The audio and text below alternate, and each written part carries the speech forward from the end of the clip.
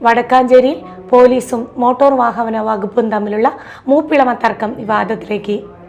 Police വാഹനത്തിന് പിഴ ചുമത്തിയതിന് പിന്നാലെ മോട്ടോർ വാഹന വകുപ്പിന്റെ ഔദ്യോഗിക വാഹനം പോലീസ് കസ്റ്റഡിയിലെടുത്തു.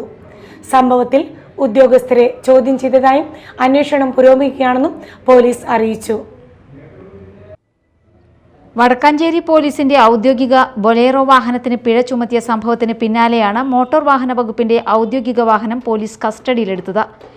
പോലീസ് വാഹനത്തിന് ഇൻഷുറൻസും മലിനീകരണ സർട്ടിഫിക്കറ്റും ഇല്ലെന്നാരോപിച്ചാണ് തൃശൂർ മോട്ടോർ വാഹന വകുപ്പ് എൻഫോഴ്സ്മെന്റ് ഇൻസ്പെക്ടർ PV ബിജു 4000 രൂപ പിഴ ചുമത്തിയത്. എന്നാൽ വാഹനത്തിന് സാധുവായ ഇൻഷുറൻസ് ഉണ്ടായിരുന്നുവെന്നാണ് പോലീസിന്റെ വിശദീകരണം. ഉത്രാളിക്കാവിന് സമീപം പെട്രോളിംഗ് നടത്തുന്നതിനിടെയായിരുന്നു MVD സംഘം പോലീസ് വാഹനം പരിശോധനയ്ക്കായി തടഞ്ഞത്.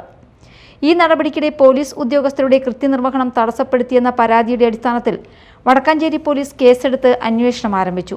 തുടർന്ന് MVD ഉപയോഗിച്ചിരുന്ന ഔദ്യോഗിക വാഹനം പോലീസ് കസ്റ്റഡിയിലെടുക്കുകയും സംഭവവുമായി ബന്ധപ്പെട്ട അസിസ്റ്റന്റ് മോട്ടോർ വെഹിക്കിൾ ഇൻസ്പെക്ടർമാരെ ചോദ്യം ചെയ്ത ശേഷം വിട്ടയക്കുകയും ചെയ്തു.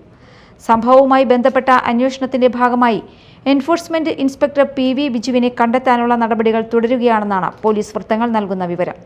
അതേസമയം സംഭവത്തിൽ മോട്ടോർ വാഹന വകുപ്പിന്റെ ഔദ്യോഗിക പ്രതികരണം ലഭ്യമായിട്ടില്ല. Media time, Thrissur.